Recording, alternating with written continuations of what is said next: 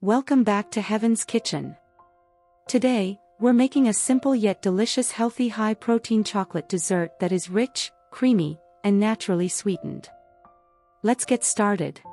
In a blender, add 4 boiled eggs, 2 tablespoons of honey, half a cup of milk, 1 tablespoon of sugar-free cocoa, and 5 grams of vanilla powder. Blend everything until it creates a silky smooth texture. This should take about 30 seconds to 1 minute. Now, carefully pour the mixture into small dessert cups. For a little crunch and extra flavor, sprinkle some crushed almonds on top. Refrigerate for at least 2 hours to allow the flavors to set beautifully. After chilling, your healthy chocolate dessert is ready to enjoy. Rich, smooth, and guilt-free, this is the perfect treat for any time of the day. If you love this easy dessert, don't forget to like, share, and subscribe for more delicious and healthy recipes.